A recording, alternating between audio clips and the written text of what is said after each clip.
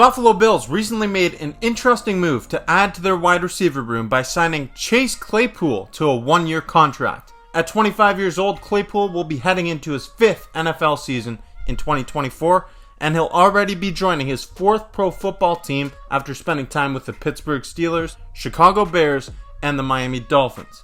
This guy has been on the move a lot, and for someone who once flashed a ton of potential, this could very well be his last opportunity in the NFL. Welcome back to the Bills Bunker. I'm Jake Varco, and the Buffalo Bills made an interesting move by signing Chase Claypool to a one-year contract. It's something that I deem to be a low-risk, high-reward signing, but that obviously remains to be seen what that actual reward is, if anything. Chase Claypool, he's a really interesting wide receiver, and he's someone who we're going to have to talk about in this video, and I'm going to be telling you why this might be his last opportunity to make an impact in the National Football League. But before I do that, I'd like to take a moment to encourage you to subscribe to the channel and check out other content right here on the Bills Bunker. Click like if you like this video. Here we go. Chase Claypool is a really interesting player because he spent his first 2 seasons in the league with the Pittsburgh Steelers, and it really looked like he was going to be a star after posting back-to-back seasons with over 800 yards receiving. His rookie campaign was pretty impressive as he made an instant impact in Pittsburgh, raking in 62 receptions for 873 yards and 9 touchdowns. But since then, he's declined every single year. His production has declined so much that in 2023, Claypool had just 8 receptions for 77 yards and 1 touchdown in a season that saw him play for both the Chicago Bears and the Miami Dolphins.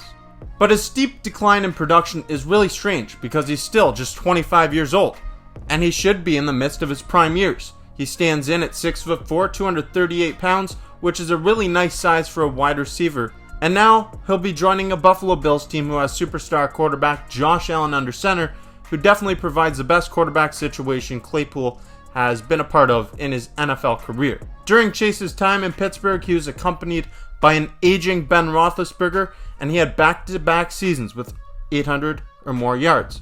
But after that, he was traded to the Chicago Bears, where he caught passes from guys like Justin Fields, Trevor Siemian, and even Nathan Peterman. Yikes. After a forgettable 20-game tenure in the Windy City, Claypool was traded again, this time to Miami in exchange for a 6th-round draft pick. That's quite the fall-off for a guy who was once picked in the 2nd round of the NFL draft, and he had back-to-back seasons with over 800 yards.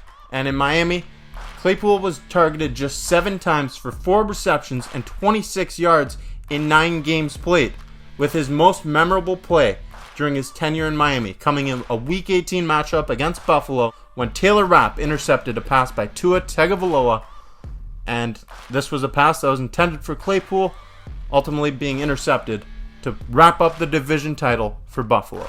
So, obviously, his quarterback play hasn't been anything too special, but I have a hard time believing that this downfall is all due to the signal callers he's played with. I guess we're going to find out real soon what he can do with Buffalo. If he can't succeed with a star quarterback like Josh Allen, then clearly he's a lost cause.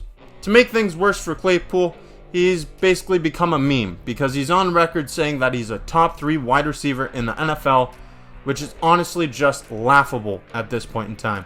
The rest of the guys in the NFL. Talk, yeah. I know I'm a top 5 receiver. Yeah. I know I'm a top 3 receiver. Yeah, you know what I'm saying? Like, keep going. Keep going. You know, I just got to prove to people. Right? When I'm working, I'm like, oh, you know what I'm saying? I'm a dog. It also doesn't help that one of his most infamous plays came in a game where the Steelers were losing in the dying seconds of a game, and he celebrated while the team was in the hurry-up offense with no timeouts.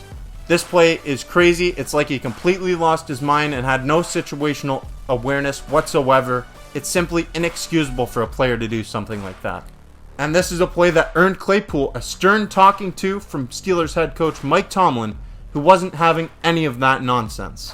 Despite all these red flags, the Buffalo Bills still decided to take a chance on Claypool, and it makes sense given the production and the potential that he once showcased in Pittsburgh.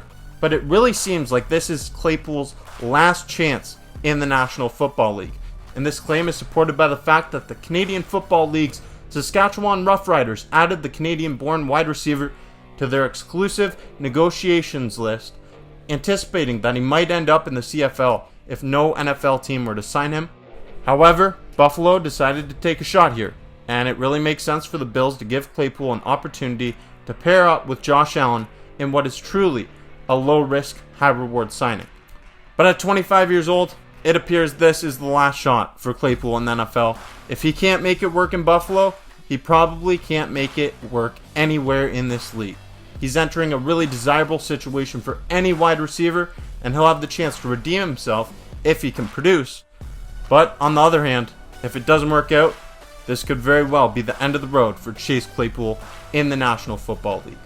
Like I said, Claypool is a really interesting player because he had such good production in his first 2 NFL seasons. He's a former second-round pick out of Notre Dame. He's someone who's flashed that potential in the past, but a steep decline in production paired with his on-the-field antics of celebrating a first down with the clock draining and then calling himself a top 3 wide receiver is just some things that are really not a good look, along with that steep decline in production.